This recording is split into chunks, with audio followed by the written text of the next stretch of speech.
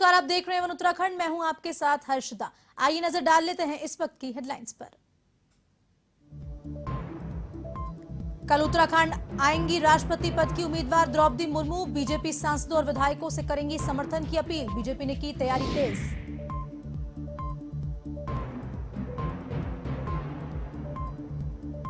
उत्तराखंड में फेल छात्रों को मिलेगा पास होने का मौका। शिक्षा मंत्री ने कहा, कैबिनेट में प्रस्ताव लाएगी सरकार। अगले शिक्षा सत्र से सरकार कर सकती है लागू।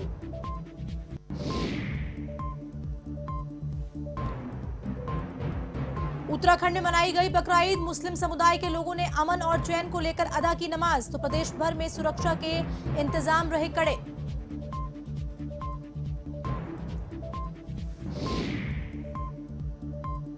हरिद्वार में होने वाले पंचायत चुनाव से पहले कांग्रेस विधायकों का बड़ा आरोप। सरकार पर लगाया आरक्षण में गड़बड़ी करवाने का आरोप। कहा, बीजेपी को सता रहा है हार का डर।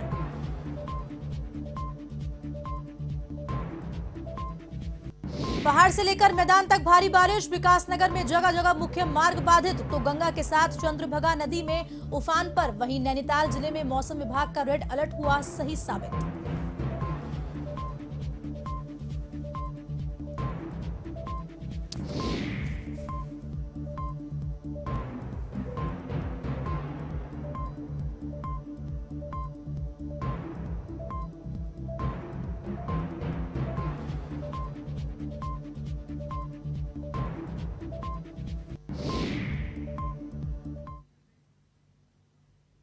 अब खबरें विस्तार से। राष्ट्रपति पद की उम्मीदवार द्रौपदी मुर्मू 11 जुलाई को उत्तराखंड की राजधानी देहरादून आएंगी। इस दौरान वे सांसदों और विधायकों से व्यक्तिगत मुलाकात करेंगी और चुनाव में उनसे समर्थन की अपील करेंगी। बीजेपी के सभी सांसदों और विधायकों को पार्टी की ओर से देहरादून पहुंचने के लिए कहा जाएगा। आपको बता दें कि राष्ट्रपति पद की राजग उम्मीदवार मुर्मू देश भर में सभी राज्यों में जाकर सांसदों और विधायकों से मुलाकात कर रही हैं। इसी सिलसिले में वह 11 जुलाई को राजधानी देहरादून पहुंचेंगी।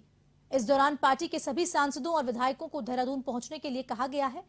देहरादून में सांसदों और विधायकों की एक संयुक्त बैठक भी रखी जाएगी, जिसे राष्ट्रपति पद की उम्मीदवार मुर्मू संबोधित करेंगी।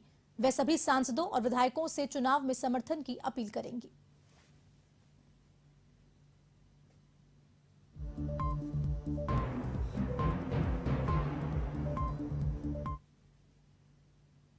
उत्तराखंड बोर्ड की 10वीं और 12वीं की परीक्षा में अधिकतम 2 विषयों में फेल छात्र छात्राओं को सरकार पास होने का मौका देगी। शिक्षा मंत्री डॉक्टर धन सिंह रावत के मुताबिक इसके लिए कैबिनेट में प्रस्ताव लिया जाएगा। अगले शिक्षा सत्र से सरकार इस व्यवस्था को लागू कर सकती है। बता दें कि इस साल बोर्ड परीक्षा में 48,000 से अधिक छात्र छात्राएं फेल हुए हैं। उत्तराखंड बोर्ड का 10वीं का वर्ष 2021 का परीक्षाफल 99% रहा, जबकि इस साल परीक्षाफल 77.47% रहा। 28,000 से अधिक छात्र छात्राएं 10वीं में फेल हुए हैं। यही हाल है 12वीं का। 12वीं की परीक्षा का रिजल्ट पिछले साल 99.71% रहा, जबकि इस साल परीक्षाफल 42.83% रहा। इसमें 19,000 से अधिक छात्र छात्राएं फेल हो गए।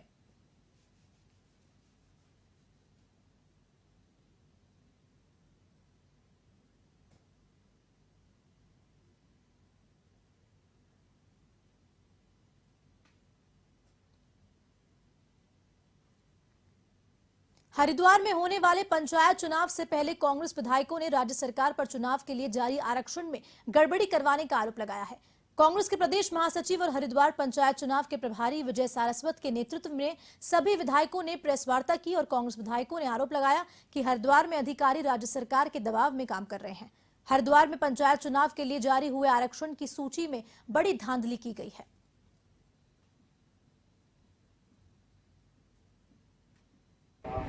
एक राजनीति के तहत राजनीति से प्रेरित होकर यह आरक्षण किया गया। पहले तो इन्होंने 1.5 साल के लगभग इस चुनाव को टाल दिया। अभी भी त्रुटिपूर्ण आरक्षण किया, अधिकारियों पर दबाव बनाए हुए हैं सरकार। एक नेता विशेष कहते हैं कि मैं जिला पंचायत के अध्यक्ष का चुनाव लड़ूंगा। आप ही लोगों के माध्यम से हमें पता चलता है। सबसे पहले तो ये धोखा है इस जिले की जनता के साथ। एक धोखा पहले कर चुके, चुनाव लेट करा के। आज देहात की जनता, गाँव की जनता परेशान है। बारिश हो रही है, नलके नहीं है। आप जल जीवन मिशन करोड़ों रुपए के प्रोजेक्ट लेके आ रहे हैं, पर आप हैंडपंप में पैसा नहीं दे रहे हैं। वहीं उधम सिंह नगर के गदरपुर में लेखपाल संघ की बैठक का आयोजन हुआ, जिसमें अतिरिक्त क्षेत्रों का कार्य पटवारियों को दिए जाने के साथ 6 बिंदुओं पर चर्चा हुई। इस अवसर पर जिला अध्यक्ष सतपाल बाबू ने कहा कि पटवारियों को अति क्षेत्र का कार्यभार दिया गया है, जो कि पूरी तरह गलत है। हम लोग बढ़ी हुई जनसंख्या के अनुसार एक क्षेत्र में ही कार्य कर सकेंगे और यदि शासन प्रशासन दबाव बनाता है तो मजबूरन बड़े आंदोलन को बाध्य होना पड़ेगा।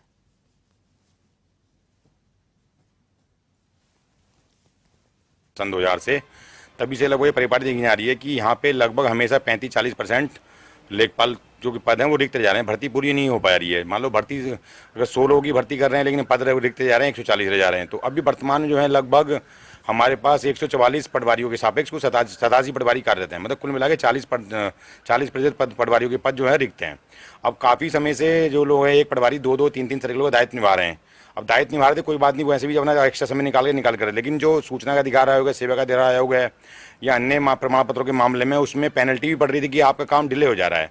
अब दिन दिन जनसंख्या बढ़ती जा रही है, कार्य का दायित्व बढ़ता जा रहा है, अब उस निश्चित समय में इतने साफ कार्य कैसे किए जाएँ। तो अब उसी को लेकर हमने अतिरिक्त क्षेत्रों का कार्य बहिष्कार कर दिया गया और कार्य बहिष्कार में हमने मांग की कि शीघ्र रिक्त क्षेत्रों पर लेखपालों की तैनाती की जाए, नई भर्ती की जाए और जब तक तैनाती नहीं की जाती तब तक हमें जो पटवारी का मूल वेतन है वो अतिरिक्त क्षेत्र का हमें दिया जाए। युवा कल्याण जिलाधिकारी कार्यालय और सचिवालय के कई बार चक्कर लगाने के बाद भी अब पीआरडी के जवान प्रदेश कांग्रेस उपाध्यक्ष सूर्यकांत धस्माना के पास मदद मांगने पहुंचे। इस दौरान धर्मासा ने कहा कि एसडीआरएफ के हटाए गए नौजवान धक्के खा रहे हैं और सरकार बताए कि ये कहां जाएं। आपको बता दें कि पिछले 2 वर्षों में 62 पीआरडी जवानों को वेतन नहीं मिल रहा है।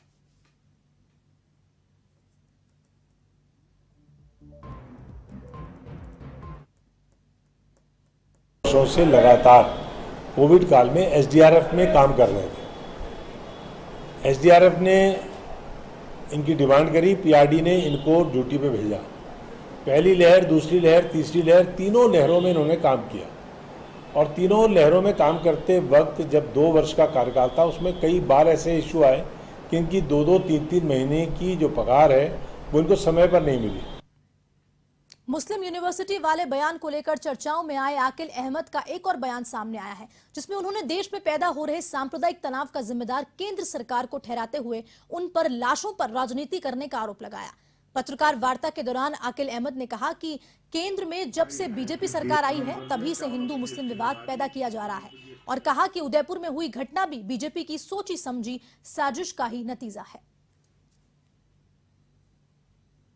हिंदू मुस्लिम हो गया और आप देख लें कि जब से मोदी सरकार देश के अंदर आई है तब से जो है कुछ ना कुछ जो है देश के अंदर जो है धार्मिक जो लोग हैं, हमारे जो धार्मिक मौलाना हैं, धार्मिक हमारे जो हिंदू धर्म के लोग हैं वो टीवी डेविड पर बैठ जाते हैं और मुझे नहीं पता कि उनसे कौन लोग कहलवाते हैं कि आज पूरे देश में जो है जो आज माहौल हो रखा वो सिर्फ इन लोगों की वजह से हो रखा। जो है हम तो पक्ष उन लोगों का भी नहीं करते जिन्होंने ये उदयपुर के अंदर जो अभी ये जो मर्डर हुआ उसमें जो लोग उसमें शामिल थे वो लोग कौन लोग थे बाद में पता चला कि बीजेपी के कार्यकर्ता थे।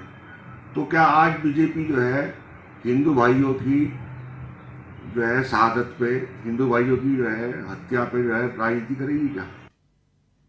अल्मोड़ा के ईदगाह में अमन चैन की दुआ के साथ ईद उल अजहा का नमाज अदा कर गई। काफी संख्या में मुस्लिम समाज के लोगों द्वारा ईद उल अजहा की नमाज अदा हुई।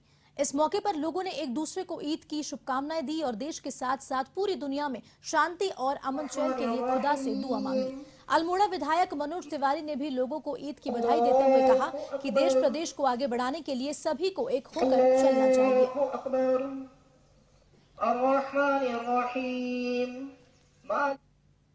समस्त जनता को और पूरे मुस्लिम समुदाय को ईद उल अजहा की बहुत बहुत बधाई देता हूं और उम्मीद करता हूं कि हम सब इस देश की खुशहाली के लिए आज इस अवसर पर अमन चैन के लिए और इस देश की तरक्की के लिए यहाँ पर मुस्लिम समुदाय से अनुरोध करूँगा कि हम दुआ करें और सब मिलके इस देश को आगे बढ़ाने में अपनी महत्वपूर्ण भूमिका निभा सकें।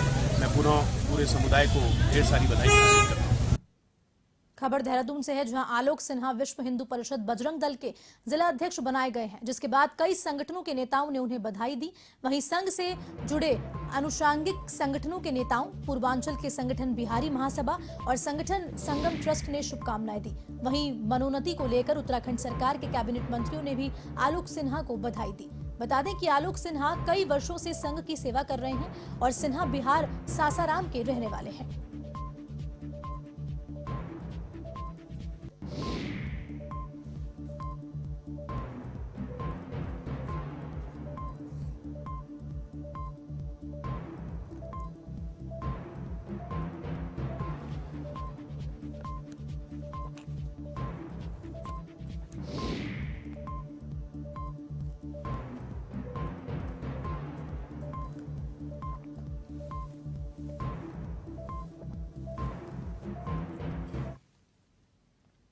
लालकुआं में भी मुस्लिम समुदाय के लोगों द्वारा बकरा ईद मनाई गई, जहां एक तरफ ईद की नमाज अदा की गई, वहीं दूसरी तरफ लोगों ने नमाज के बाद एक दूसरे से प्यार मोहब्बत से सभी लोगों को ईद की बधाई दी।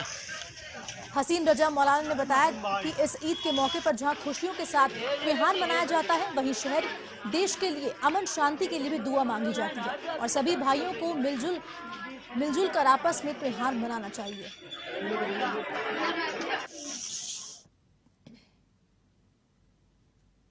पहली हो चुकी थी, इसमें जो भी निर्देश देने थे उच्च न्यायालय द्वारा जो दिए गए थे तथा सरकार द्वारा जो दिए गए थे वो बता दिए गए थे।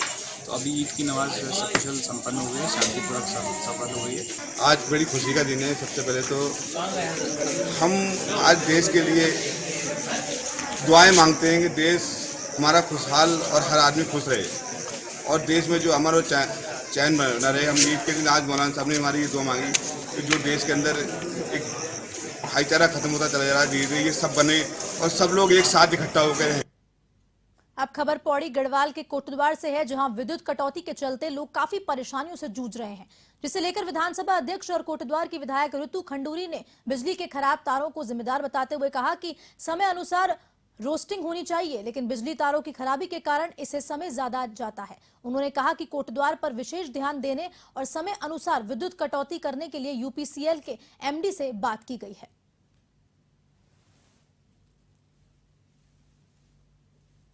देखिए, मेरी कल ही बात हुई है। रोस्टिंग वैसे 2 से 3 घंटे ही होनी है, लेकिन कहीं ना कहीं जैसे तारों का बदलाव होना पड़ता है। ये जो आपके लगे हुए हैं 411 केवीए के जो लगे हुए हैं, उनमें बदलाव हो रहा है। तो शायद रोस्टिंग के साथ जब कहीं ट्रांसफार्मर बदल रहे हैं, कहीं तार बदल रहे हैं, रोस्टिंग के साथ वो 4-4, 5-5, 6-6 घंटा हो जा रहा है। लक्सर तहसील क्षेत्र में पीएम किसान सम्मान निधि के पात्र और अपात्रता को लेकर एसडीएम के नेतृत्व में जांच की जा रही है। एसडीएम गोपाल राम बिनवाल ने जानकारी देते हुए बताया कि 2018 में पीएम किसान सम्मान निधि के जो फॉर्म भरे गए हैं, उन फॉर्म्स में कुछ कमियां पाई गई थी और उससे कुछ अपात्र लोग भी सम्मिलित हो गए थे। उन्होंने बताया कि उसी को लेकर जांच चल रही है और जो पात्र व्यक्ति होगा उसको योजना का लाभ मिलेगा।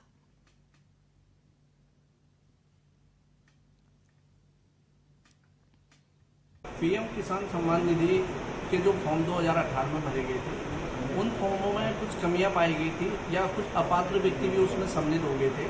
इस को लेकर के जांच चल रही है।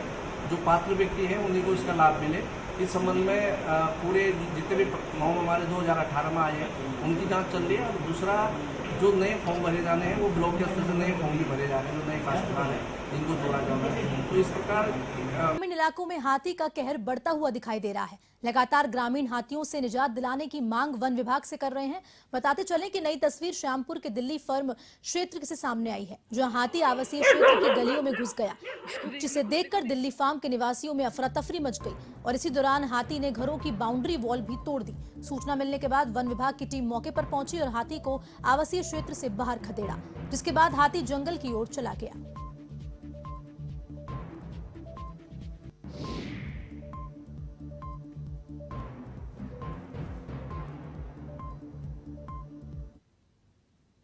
मानसून हर बार आफत बनकर ही बरसता है, जिसके चलते पहाड़ से लेकर मैदान तक जनजीवन अस्त व्यस्त रहता है। साथ ही कई जगह आफत आ जाती है। विकासनगर से लगते जौनसार बावर क्षेत्र में तेज मूसलाधार बरसात के चलते जगह जगह मुख्य मार्ग बाधित हो रहे हैं। बरसात के चलते जौनसार बावर की लाइफ लाइन कहे जाने वाले कालसी चक्राता मोटर मार्ग बंद हो गया है। जिसको पीडब्ल्यूडी की जेसीबी मशीनों से खुलवाकर सुचारू करवाया गया। वहीं दूसरी ओर बात विकासनगर मैदानी क्षेत्र की करें तो जहां प्रशासन की लापरवाही देखने को मिल रही है।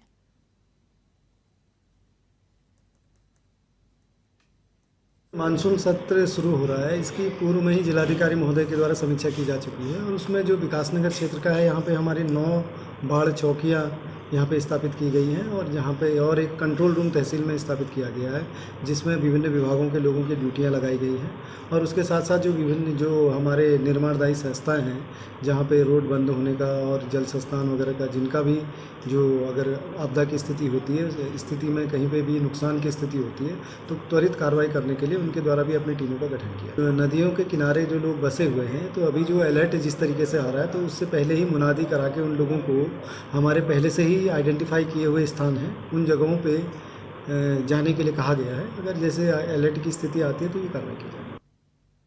उधम सिंह नगर के जाफरपुर में जल निकासी को लेकर लोगों को काफी परेशानियों का सामना करना पड़ रहा है। बता दें कि हल्की बारिश में ही दुकानों के अंदर पानी घुस गया, जिससे दुकानदारों को काफी परेशानी हुई, जिसे लेकर ग्रामीणों ने कई बार प्रशासन के आला अधिकारियों को भी अवगत कराया, शिकायती पत्र भी सौंपा, लेकिन समस्या का निराकरण अभी तक नहीं हुआ है।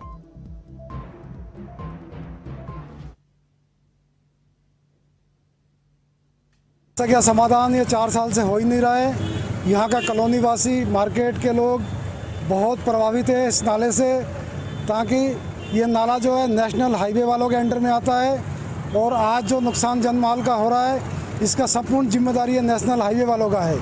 नेशनल हाईवे वाले जब तक इस स्थायी रूप से इस नाले का निर्माण नहीं करता है, तब तक ये व्यवस्था ऐसी बनी रहेगी, समस्या तो ज्यों त्यों रहेगा।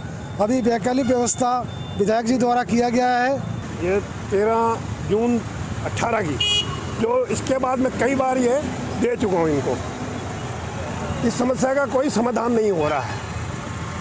पब्लिक ये चाहती है कि हमें पक्का नाला दिया जाए और विधायक साहब को धन्यवाद करूंगा जो आज उन्होंने नाला पानी खोलने की कृपा की। क्षेत्रीय विधायक अरोड़ा जी ने आज पूरा सिरे से रोष था, बहुत दुकानों के अंदर पानी भरा पड़ा है, बहुत बुरा हाल, क्योंकि ये समस्या का निदान बहुत पिछले सालों से चलता है। लोगों में बहुत रोष है, गुस्सा है, सही जाहिर है, गुस्सा तो जाहिर है।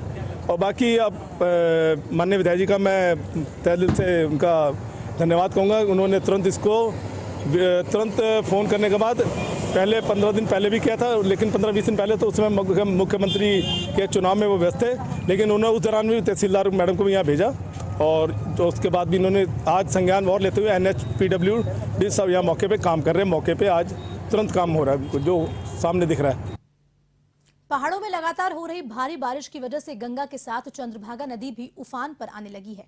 धीरे धीरे नदी में पानी का जलस्तर बढ़ता हुआ दिखाई दे रहा है। अचानक आए पानी की वजह से नदी में बनाई गई अस्थायी पार्किंग से ज्यादातर वाहन तो बाहर निकाल लिए गए, मगर एक कार इस बीच नदी के बीच में ही फंस गई। प्रशासन ने गंगा और उसकी सहायक नदियों के किनारे नहीं जाने की अपील की है लोगों से।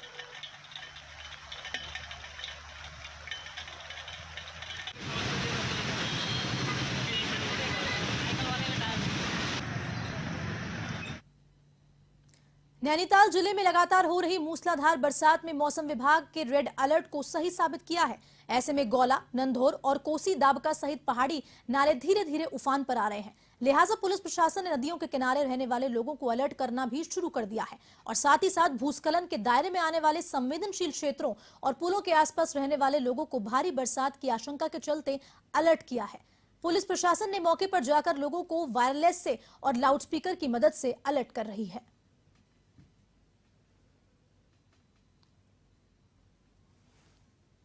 नैनीताल डिस्ट्रिक्ट में रेड अलर्ट मौसम विभाग द्वारा जारी किया गया है। अलवारी शहर में भारी बरसात हो रही है, इसलिए सुरक्षित यात्रा कीजिए और सबसे ज़्यादा महत्वपूर्ण यह है कि किसी भी नाले, नदी जिसमें उफान पे आ रहा है वहाँ उसको पार करने की कोशिश मत कीजिए। ये सावधानी बरतनी बहुत आवश्यक है, क्योंकि बारिश में अचानक नदियों का जलस्तर बढ़ जाता है। चंपावत के तराई क्षेत्र से होकर गुजरने वाली हुड्डी नदी बरसात के चलते उफान पकड़ने लगी है, जिससे नदी के किनारे बड़े आबादी क्षेत्रों में भारी भूकटाव होने की संभावनाएं हैं, जिसके चलते प्रशासन ने हुड्डी नदी के अस्थायी रूप से बांधने के लिए काम शुरू कर दिया है, जिससे इस बरसाती सीजन में नदी से होने वाली नुकसान को कम से कम किया जा सके।